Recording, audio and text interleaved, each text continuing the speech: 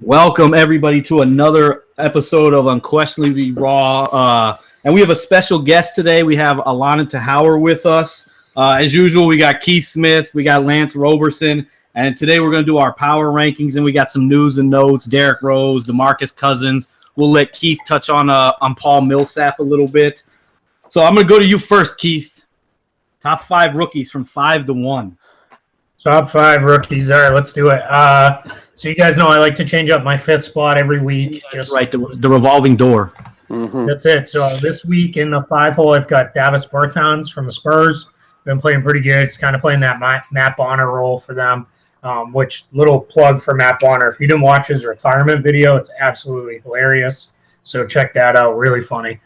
4, Buddy Hield from the Pelicans. 3, Dario Saric from the Sixers. 2, Malcolm Brogdon from the Bucks. And 1, Joel Embiid from the Sixers. I can't really see that top 3 or top 4 changing too much. Maybe Hield jumps in front of Saric. That's my 5. Yeah. I'm kind of with you on that one with the top 4. Allana, I'm going to go to you now. Who do you have from 5 to 1? All right. Mine actually looks very similar, except my 5 spot is going to be to Marquise Chris. Might be a little bit out there, but I just feel like he's really proving himself, and I feel like he's fitting really nicely into the Suns system for now. And I think right now he's like top 10 in among rookies for scoring, shooting, blocks, and rebounds. So I don't know. I put him up there. I like him. And then I have Buddy Hield at the 4th spot, Dario Saric, Malcolm Brogdon, and of course Joel Embiid. Trusting the process. Nice. Lance, who do you got? All right, don't worry, we did not call each other, but so pretty much this is Brandon Ingram.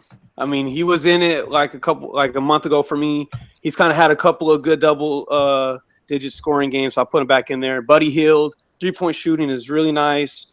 Of course, Dario Saric, Malcolm Brogdon, and I mean everybody's going to put Embiid, and if you don't, I'm going to question you. Dang, Lance, our list is the exact same players, it's slightly different. Of the rookie class.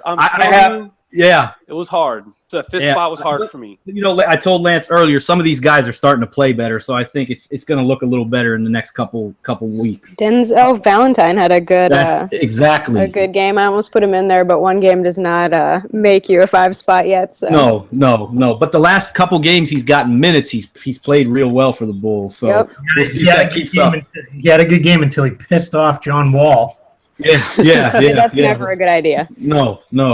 Well, I've got Brandon Ingram at 5, and I'll give some stats for each guy for the week. This week, he averaged about 13 points, 2 assists, 4 rebounds, 44% from 3, 61% from the field. So he's starting to play better. And there was an article I saw the other day, and he's saying he's adjusting, he's getting more comfortable out there, and you can see it. Last night, 11 points, 2 out of 2 from 3. He's looking better. I got Saric at 4, 11.3 points last week, 6 rebounds, 90% from the foul line. So he was pretty good. Buddy Hield, I've got 3. He's been really good for the Pelicans.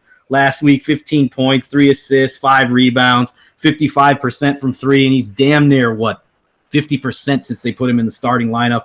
He's really helping that team out. And then, of course, I got Brogdon, number 2. So far, the best rookie from this class. 14 points, 6 assists, 4 rebounds last week. And then Joel Embiid, I mean, I don't have to say much. On the season, 19 points, 7 rebounds, 2 assists, 37% from 3, 2.5 blocks. He's been fantastic, and they're really good when he's on the floor. They're actually a decent team when he plays and he's on the floor. So you can look at that. I feel like you'll make a lot of people happy by saying that. A decent team. Yes. It's been a while since anyone. They are. I saw a stat a couple weeks ago with him on the floor. They have like the offensive and defensive rating of playoff teams. So. Then you got Simmons coming back. Philly fans have a lot to look forward to. Yeah, finally. Yes, that's for you, Pete. Lance, I'm going to go to you now. Top 5 MVP candidates. All right, so this is about to be really different from what it's been. I took advantage of both of my top 2 leading MVP candidates losing last night, so I slid someone to number 1. I got James Harden number 1. I mean, in the Lance. Yeah. Attention to detail here. 5 to 1. Counting down. Oh, wow. 5 to 1. Come on, you've done this. Bag there. Well, I got another surprise at 5. So there you go. I got Kevin Durant in. Finally, you put him in there. Yeah, I mean, I can't put Westbrook in when they're the 7th seed. I'm sorry, and they've been losing to some teams they should be beating. So I got Kevin Durant in, Marc Gasol, LeBron James, Kawhi Leonard, and of course James Harden. I mean, their last 10 games, they're 9-1. He's pretty much averaging a triple double if you round up the assists or if you round up the rebounds. He's averaging a triple double. So, and they're 3rd in the West, which is pretty damn good. Very good, very good. Allana, I'm going to go to you now. Okay, I wilded a little bit at the 5 spot with Jimmy Butler, only because he's literally keeping the Chicago Bulls afloat, and the organization is a hot mess right now. And I mean, whatever, he might not be up there with everyone else, but I feel like he's really proving himself. The 52-point game, I mean, that was definitely something to write home about. And I think in general, he's really just stepping out. He's finally being a leader now that Rose and Joakim are gone. So I have him at 5. I put Kevin Durant at number 4. I don't love that he's on the Warriors, and it kind of pains me to even watch him play, but he's doing his thing out there. I got James Harden at 3. I don't really know what else there is to say. I mean, he's averaging, I think, 33 points right now. That's pretty impressive. I have Russell Westbrook at 2.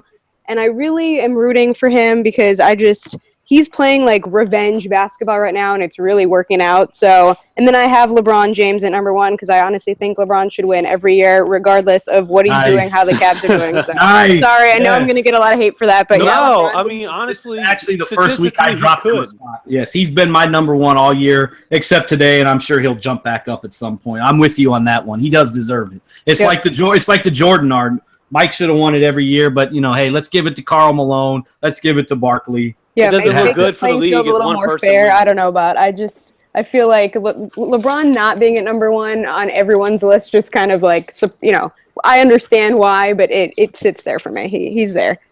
Absolutely. Keith. All right, so mine has not changed at all. I thought about trying to get Giannis in there, but I just can't pull that trigger yet, especially when his team won without him last night in San Antonio. Mm-hmm. So I've got Kawhi at 5, LeBron at 4, KD at 3, Westbrook at 2, Harden at 1. Westbrook, I get the record piece, but the guy's averaging a triple-double. I mean, it's ridiculous. He's going to get votes. The challenge is, right, we can all look at it objectively as people, but a lot of the voters look at a lot of these guys and just listen to what they're saying. They gush over the guy on a nightly basis. Doesn't matter if his team wins or loses. And then Harden at 1, to me, it's starting to become almost a no-brainer. At this point, his numbers are almost as good as Westbrook's, and his team's winning, and they've won 9 straight games. So he is playing out of his mind, and so is his team. So that one's pretty much a slam dunk for me. Absolutely. My 5 is pretty much the same. Slightly different order from the last time. I've got Durant at 5. 26 points, 9 rebounds, 5 assists, almost 2 blocks, 53% from the field. He's been great. I moved Kawhi up to 4 this week. He's been really good. 24 points, 3 assists, 6 rebounds, 47% from the field.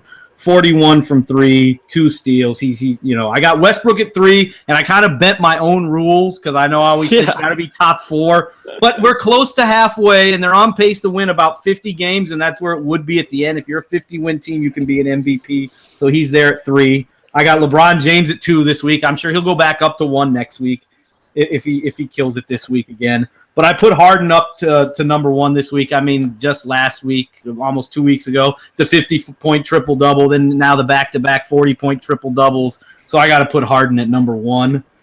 Allana, I'm going to go to you now first. We're going to rank our top 10 teams. But we're going to go from 10 to 6 first. Okay. Let's see. At number 10, I have the Hornets, mainly because I'm surprised at how they've been doing lately. I don't know why, but in back of my mind, I'm always like, you're just a losing team, a losing franchise. But they've been pretty solid. I got the Jazz at 9, the Thunder at 8, which, I mean, Jazz and Thunder, they're only like 1 game apart. Then I got the Clippers. They're 26 and 14 right now. I don't know, they kind of confuse me. I go back and forth with them, but I'm putting them at 7 for now. And then 6, as much as it pains me, I have the Boston Celtics with the 23 and 15 record. You hear that, Keith? I heard it, but I can't argue with it. Yeah. Keith, I'm going to you now. Yeah, and you'll see why I can't argue with it. So I've got the Thunder in the 10 spot, the Grizzlies 9. I actually have the Celtics in the 8 right now. That loss to the Raptors knocked them down a couple pegs for me. Then the Clippers 7, Jazz 6.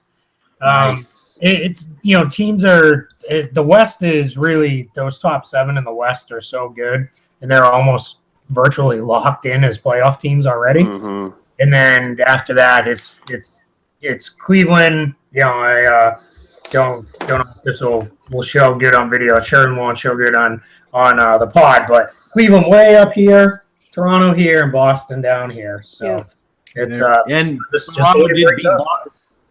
Toronto beat Boston last night. So yep. The East is just a hot mess every year, though. I mean, is anyone surprised? No, not at all. All right, Lance. All right, 10-6, not 1-6. Let's do this. All right, so this one could probably change in a couple days, but right now I got to appreciate them. The Hawks at number 10, they've won 7 in a row amidst all the trade rumors, so I got to give them compliments for that because most teams would be imploding by now with all these trade rumors. 9, the Clippers. I didn't even want to put them in my top 10, but record-wise, they're still top 5, top 4 in the West. Jazz number 8. Grizzlies number 7, and Celtics sitting at number 6. Nice. You got the Celtics at 6. Nice. All right. I've got Oklahoma City at 10. I've got the Celtics at 9. I've got the Grizzlies at 8. I've moved the Clippers up to 7. Chris Paul's back. They're starting to play better, so that's a good thing. And I've got Toronto at 6. So now, Allana, 5-1. Okay. Let's see. I have the Raptors at 5. Then the Rockets, although they should have been higher, but my own biases are creeping in here. I got the Cavs at 3, the Warriors at 2 because I literally cannot put them at 1 because I can't stand them. And then we have Spurs coming in at number 1. But honestly, the Warriors are kind of doing their thing right now. So Nice. Keith. All right, 5, Toronto, as I said, clearly the second best team in the East as of today. 4 is where I have the Rockets. Playing really, really well, just getting it done. I've eaten enough crow on them, I think, now. 3 is where I have the Spurs. The Spurs have dropped some games this year that are kind of un-Spurs-like. That Milwaukee game, that's not a game they usually have dropped in years past. So, just not quite at the level they were, but still very, very good. 2, Golden State, and 1, I'm not going to move Cleveland off the 1 line until they go into full-on vacation mode, which honestly I don't know if it's going to happen with the lack of depth on the team right now. So quick question, Keith. Isn't LeBron playing one of his most high minutes per game this year? I don't know if he's still he's up. He's definitely up. He has not been getting any rest. He's the one guy who really hasn't rested. Mm-hmm. Love and Kyrie have both taken a couple games off. They've also had a couple games where they've been nicked, but his minutes are up about 1.5 minutes per game from last year, about a full minute from the year before, and he's played in 34 games so far this year out of their 37. So, hasn't really had that opportunity. And they're not stealing him that in-game rest. Don't worry, though. Rajon Rondo is going to go to the Cavs. Yeah, that's exactly what they need is Rondo. Backup for They're better Irving. off with Felder. Yes. All right. I've got the Jazz at number 5. I had them there last week, too. Plus, they beat Cleveland, so I couldn't knock them off. I've got the Spurs at 4. I've got the Rockets at 3. I'm sticking with it. They are going to meet in the second round, and the Rockets are going to beat the Spurs. I'm sticking with it. I'm going to go Golden State 2 and the Cavs 1. That the only way that's going to change is if on Monday when they play Monday, if the Warriors win, I'll move them to number 1. But until then, Cavs are going to stay number 1. Man, so our lists are pretty much almost the same. Yeah, there's some differences though. I got the Raptors at 5. The Rockets I kind of did want to put at 3 because the Spurs did drop to the Bucks with Giannis only playing 9 minutes, but I stuck with the Rockets at 4, Spurs at 3, and of course Warriors, and then the Cavs because, after the Cavs beat the Warriors, it was kind of hard to, not have them number 1. So nice. All right, now we're gonna jump into a little news and notes, as everybody knows. Derrick Rose went MIA. Oh man! I guess he attended shoot around. He just disappeared. Nobody knew where he was at. Joakim Noah texted him after the game, and come to find out, I guess something happened with his mom or something, and then, now he's back. He's in the starting lineup tonight. So I'm going to go to you, Keith, and get your thoughts on this whole Derrick Rose debacle. Yeah, that's a really good way to put it, Matt. It's a debacle. It's the challenge is that Rose all he had to do was text or call someone in the organization, and it probably would have been fine. The Knicks have been very supportive of the players. They'll let guys take time off when they need to for personal reasons and things like that. So that's a huge problem that he just disappeared.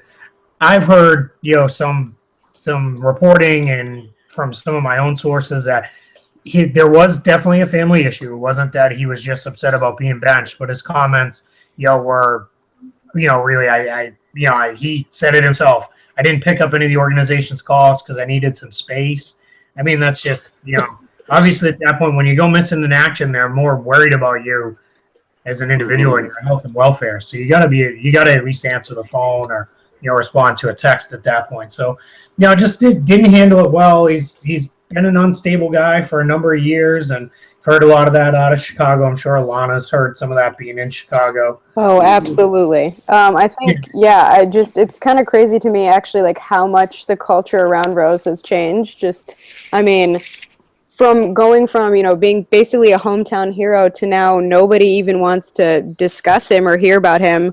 I'm in the same boat. I was his number one fan, and then, slowly years going by, he made those comments that he'd rather, walk at his son's graduation than play going into the trial, especially last summer.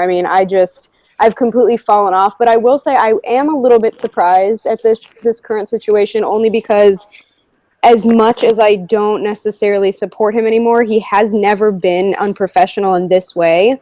And I don't know if him being on the Knicks is kind of just changing him. There are obviously issues in that organization that might be rubbing off on him. But I just, from going from being worried about him, people were worried like, oh, is something wrong with his son? Or maybe he was in an accident, God forbid, to, something did happen and that's totally fine. But to just kind of disregard, your responsibilities and letting people know is just completely unprofessional. Mm-hmm. And to your point, yesterday during the pregame, Will Perdue was talking about, and he said this, that stuff, it's not really like Derrick to do something like that. But, with what Keith said, his reason and stuff, I've come to the conclusion, and I don't mean to come off as a jerk, but he's not exactly the sharpest tool in the shed. Oh, absolutely not. And I know I've heard some things that his brother is a big influence on him. Yeah, I think the toxic people around him are definitely not helping the situation. No, not at all. And I think he's, and the fact, and then I know you're going to touch on this, Lance, because you had mentioned it. He thinks he's a max player. Like, I'll be the first to admit, he hasn't been awful this year. He's still a good NBA player, but he's not a max guy. Lance. Okay, look, I'm just going to say this. Anytime a woman has told me that she needed space, it usually comes with a breakup. So I'm just going to say that. I don't really see him. I'm not saying he's not going to finish the year, although I was listening to ESPN's True podcast, and they actually recommended maybe a buyout for the Knicks, but I don't see that happening. He'll probably just finish off the year, and then the enigma of Rose will continue. And I saw he's looking for a max deal. I don't understand it. I honestly was never a huge fan, but I never thought anything bad of him until his latter years of in Chicago, and then especially this year, especially when he came out and said we're a super team. That's fine. You want to be confident, but you can't be delusional. It's okay to be confident, but it's a thin line between confidence and delusion. Yeah, I think it just goes back to he has no self-awareness, and I think that comes down to him not being the most intelligent or the most kind of. He doesn't really take the time to surround himself with people that are going to bring him up. So, even the max deal, there's just no self-awareness there. And especially to kind of say that now after what happened, it was just poor timing. Yep. Hence, not the sharpest tool in the shed. And that's a great point on the timing. And that's what you're hearing around the league. A lot of people I've talked to in the last couple of days where, it's exactly what you said, Allana, doesn't have any sense of, when he should be saying things. And Matt, I got to counter. He hasn't been good this year. He's been awful. I think he's been pretty. You got to understand, though, watching the last few years in Chicago, maybe my judgment is a little off. He's looked better this year than he has the last 2 or 3 years. Yeah, that's just definitely not saying much, though. Well, Keith always says being available is a skill, and now he's actually available. And here's the thing, though. The fact that he's been, like, serviceable defensively for the Knicks shows how bad. What I'm saying is, what I'm getting at is it just shows how bad Brandon Jennings and those other defenders have been, that Derrick Rose looks decent. I had such high hopes for Jennings going into the season. I really thought he was going to, like, turn things around and it was just going to be done for him. But now the Knicks. Rose's defensive rating is 115. But part of that is because they're so bad as a team. So it's not. It's because he's bad. You got to remember, you're throwing him out there with Carmelo Anthony. He's out there with Joakim Noah. He's a negative 12 net rating. I mean, they're in every way they are better when he's not on the floor. I mean, when he's Baker they also was in the game. The whole fourth quarter, Ron Baker was not in the game the whole fourth quarter, and they beat the Bucks. Say that again. I said Baker was in the game the whole fourth quarter, and they beat the Bucks. Rose was nowhere to be found in the fourth quarter. Let's be careful. Let's not say they won because of Ron Baker. I'm not saying that, but see, I don't happen. The whole max contract deal, I mean, obviously what you do on the court matters, but there is a different part of it as well that, you're supposed to be a professional player. There's like a legacy built behind you to max you out. And at this point, it's kind of confusing to me how he thinks, he left Chicago on pretty bad terms. And now with all this happening, he just thinks that he's going to become a max player. Like, the whole thing is just really confusing. Yeah, I talked to a couple front office people today, and their responses were, first, they kind of laughed, along with me. And then the response was, to be a max player, first, you have to be really good on the court, and then you have to be available all the time. And you have to be someone that's okay being the franchise guy. And he doesn't check any of those boxes. No. At this point, he's going to be lucky to crack 10 or 12 million a year next year. I don't point guard is one place where there are free agents on the market. It's not the best free agent class, but there are some fairly decent point guards. I'm gonna go out and call this now. He's gonna have to sign a minimum contract for a year to prove. Wow. I'm going to say it right now. I don't think he'll get more than that because he'll get part of somebody's exception, at least. Yeah, because there are some people who still value his name, I guess, above what's been going on. The Kings. That's exactly where he's going to end up. Hey, that's a perfect segue, Lance. And I'm going to start with you first. DeMarcus Cousins, the whole he's going to sign a huge contract extension. Okay, look, so I have no problem with him doing that, right? I don't care if he wants to stay, but just let it be known that the narratives of he cares more about the money than he does winning are going to happen, whether you like it or not. And it's kind of fair now because we've always been making excuses for this guy. He's a great talent. I can never dispute that. He's arguably the best center in the league, but no playoff games to show for it. I'm sorry, like, you have a chance to leave and go win somewhere else. But I think he's just so content with being there because he can pretty much get away with whatever he wants and, also make his money. Now, I hope I'm wrong. I want to see him in the playoffs because he's one of the most talented bigs I've ever seen in my life.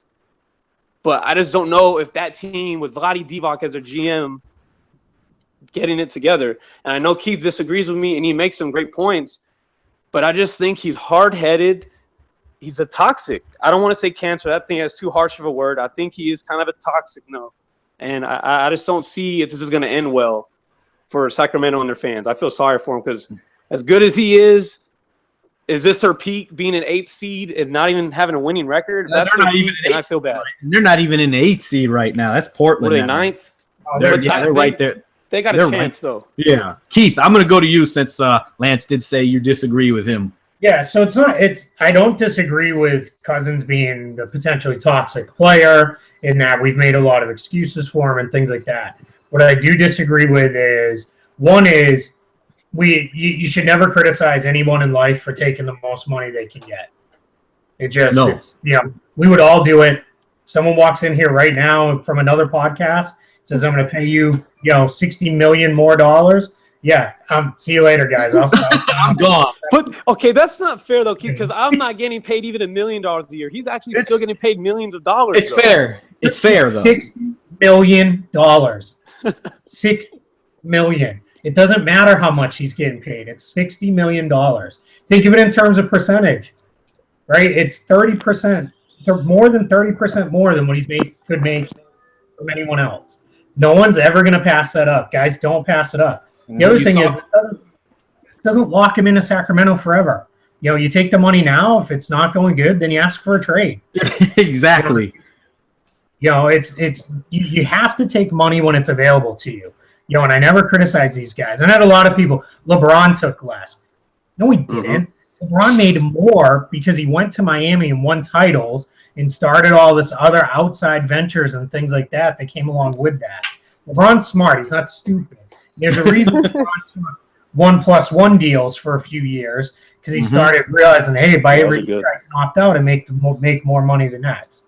So there's that part of it. On the court, what are the Kings going to do? You have to lock him up.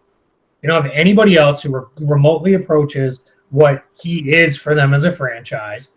They are pushing really, really hard to make the 8 seed, which I know a lot of people are, big deal. So they're going to push. And, they really wanted Paul Millsap. And people have really gotten angry, some of the Sacramento fans. Why? So we can just get killed by the Warriors? We haven't made the playoffs in a decade and a half. We have a brand new building. They want to be on national TV in playoff games with the announcers talking about how great their building is and how cool it is that they're back in the playoffs for the first time. It's really important. If you're the Trailblazers, maybe it's not the best move to make the playoffs this year. Maybe the best thing to do is to drop out and get a better draft pick. When you're a team like the Kings or the Timberwolves and you haven't been there in decades, it's time to make that push to get back in. So that's my thing with both sides of it. The Kings have to do this. Of course, Cousins is going to take this money. I'm not going to say it means that he cares more about winning than losing because it's $60 million. I think it's a case of people want to say, oh, the cap's gone up. There's going to be a bunch of teams with cap space. There isn't. It's not like last summer. A lot of teams spent a lot of money this past summer. So there'll be a handful with cap space, but it's not going to be like it was where, teams can just bring guys in and make all these moves for superstars and things like that. So his options aren't as great as people want to make them out to be. So, I'm not going to knock the guy. I believe him when he says he wants to be there. And again, I take the money when you can get it. Absolutely. Allana, what are your thoughts on Cousins? I mean, I'm not really that surprised. Money aside, I totally agree. To say he shouldn't be taking the money, everyone would take that money. I think that's it's a ridiculous argument to say that, he should care more about winning because at the end of the day, I feel like a player like him, I think, someone said it already too, he can get away with a lot right now, and I don't know if he could really get away with that much on another team. Obviously, it depends on the organization. It depends on the franchise, but he knows his boundaries now, and he's known as that guy who's kind of a wild card, and that's just kind of the reputation he's built for himself. And if that means staying with the team that's going to let him pretty much do whatever he wants, and that's what it's going to be. And I don't know. I think that, will he stay there forever? I don't know about that. But I think that he's more just about comfort and about being the face of the franchise, whether that's in a good way or a bad way. It depends on there's people who hate him, there's people who love him. But I think he's just comfortable in being who he is with the Kings. He's comfortable being a perennial loser on that team. I'm going to say this is why I don't have any faith in the Kings organization. Their owner is the dumbest owner I've ever seen in my life. And then I'm going to go back to the end, their lottery picks since 2011. Lottery pick in 2011, Jimmer Fredette. 2012, Terrence Robinson. 2013, Ben McLemore. 2014, Nick Stauskas. 2015, Willie Cauley-Stein, and then Papagiannis this year. That gives me no faith that this organization knows what they're doing, which is why, and until proven otherwise, this is the worst franchise in professional sports. I will continue to worse than the Bulls, though, because we're. Yes. I have so much to say about the front office. The Bulls have championships. This front office is. The Bulls, as bad as they are, worse to fall from so high and then end up doing what we're doing now. I don't know, I'm a Miami Heat fan now. I've moved on. I'm kind of still here though. Yes. And like talking to people, I mean, it's rough. It's like the front office here just doesn't even seem to care about winning as long as they have the pieces in play that make their lives easy. You know, like Hoiberg's just a yes man, and that's all they wanted. But I think some of it, and Keith, you touched on it a little bit. Some of this may be coming from a little even over the top with Reinsdorf, because he's a guy like Keith. You said it a couple weeks ago. He wants to be in the playoffs every year. Yeah, so he's never rebuilt. Yeah, in the playoffs, but you're never going to win a championship. I mean, at least they. But see, the thing is, there. Well, at least they make the playoffs. The Kings don't even get there. Yeah, but and then they screw their draft picks up. What's the point? Yeah, I want to one thing with Vivek. I mean, he's taken a little bit of a bad rap. It's come out and been reported that some of the things that people said he didn't actually say. You know, now is there dysfunction? 100%. There's problems, up and down there. But some of those things that people attributed to him, it's been now, debunked that he didn't actually say some of the crazier things. The what was that? The 4-on-5 off the 3-on-5. 4-on-5, yeah. 4-on-5. Now that's been reported. A lot of people have come back and said that never happened. Where did that come from? It didn't happen in the way it was said. Okay. The other thing is, I mean, the guy's not. Maybe he hasn't done a great job picking good basketball people, but he's not dumb. You don't become a multi-billionaire. No, he just. By being dumb. It just seems like the way when you watch how that franchise is run, it looks like it's my GM on NBA 2K. It's terrible. What did they let looks Isaiah like to Thomas me. go for? What did they trade him for? I don't even remember what they traded him for. To the Suns? Isaiah Thomas. He signed as a free agent. I thought he signed as a free agent. Was it a free agent? He was a sign and trade. Yeah, it was a sign and trade. He was going to Phoenix, and they just got back, I think, a draft pick and the rights to a player. Okay, I stand corrected. He was leaving regardless. They they just worked it to get Isaiah a little bit more money. Yeah. Pete, now Keith, I'm going to go to you about this. We talked a little bit about it on Monday. Atlanta, they've said now that they've pulled Paul Millsap. They don't want to move him now. Is this just them playing games, or are they actually serious? Because I'm guessing they didn't get the offers they wanted. Yeah, there's a little bit of both. What I've been told was that they took so much heat for trading Kyle Korver, who is absolutely beloved in Atlanta, that they felt like they couldn't move, especially while they're in the middle of a winning streak, and they had moved up into the standings in the fourth. I was actually told that some fans were calling and asking for refunds on season tickets. Wow, that's crazy. Wow. Because they were not happy that they were, pulling the plug while they were in the middle of having a pretty good run. So I like to think of it as Millsap's off the table for now. I think you'll see them, more than willing to talk about him again down the line. And obviously, like with any player, if the right offer comes along at any point, a team will move on them. I don't think they got great offers, though. The challenges right now with anybody who's trying to trade anyone away, there's way more buyers than there are sellers. So the sellers are asking for these huge prices. Same thing's going on with Goran Dragic in Miami, as well as don't even talk about that. That is just so upsetting to me. I heard the Heat are having a fire sale. Everybody's available now. Is that what's going on? Yeah, see, I don't know. And that whole thing, it's hard to kind of comprehend like what's really true and not, because, they said that Goran even, said, oh, I'm open to leaving. And then when he was interviewed, he was like, I never said that. And now they're saying Hassan is absolutely off limits. So it's it's hard to. The Heat are not actively looking to move anybody. Yeah. They've received calls on Whiteside. What I've been told is they've told teams absolutely not interested in moving them. Yeah, which I think is good. They're asking for a high level first round pick and young players who are ready to contribute now. Yeah, which is so confusing to me, just because Pat Riley does not usually like to build around youth that he has to develop and take time for. He's more of that's why he was trying to go over after Kevin Durant during the summer. He just kind of wants talent that's ready now. And I think Goran fits really well into their system, but I could literally talk all day about Goran. I think their idea. It's safe to say he hasn't really performed as well as we thought he would, right? I mean, I think he's having a pretty good season. He definitely is better now that Wade's gone and he can run the floor at his pace. It's hard to. I think we're so freaking injured that he needs to have bodies to run with. So I don't know. It's kind of hard to tell what if he's reached his ceiling and what's going on unless everyone's healthy. Yeah, I looked it up the other day. They have not had their even without Bosch in the mix, they have not had their projected 8 to 9 top guys in the lineup even once. No, because now Winslow's out and Richardson's dealing with something too, and it's been a hot mess in Miami. Yeah, so that's what's going on there. Is you've got the same thing is going on with Brook Lopez in Brooklyn. Brooklyn's asking for 2 first-round picks.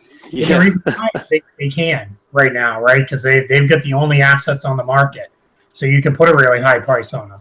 That'll change in about a month when more teams fall out of it and teams are deciding, it's probably time to move on from a couple of these guys. We'll see that change.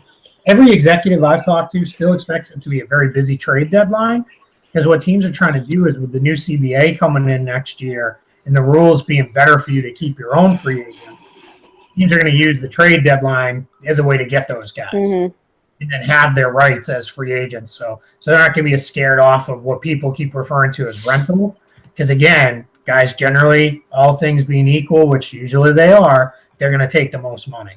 Mm-hmm. Absolutely. I think that's going to wrap us up for tonight. Allana, let everybody know where they can find your work at. I currently write for allyoucanheat.com, and I also cover the Chicago Bulls with Hoops Habit. And I am also a new member of 16. I have not started yet, but I will be jumping on board, I think, in 2 weeks, so I'm definitely excited. Nice. Keith, that perfect little segue there, Keith. Let's get that plug in. Yeah, so hit up 16winsaring.com. We revamped the homepage just a bit, broke out our writing and our podcasts into 2 different sections, so you'll be able to find the podcast really easy. Find your favorites. We've got some fantastic podcasts. It's part of our group, obviously, Unquestionably Raw, Drive and Dish. We've got, what do we call it, the Left Coast out there. We've got a couple others that are joining up, so please, by all means, check out the podcast section. And then written work, we've got guys who are killing it on a daily basis, putting out some fantastic content. If you're a cap head, go deep with Coles Wicker on the designated player rule. He used Karl Anthony Towns as the example player.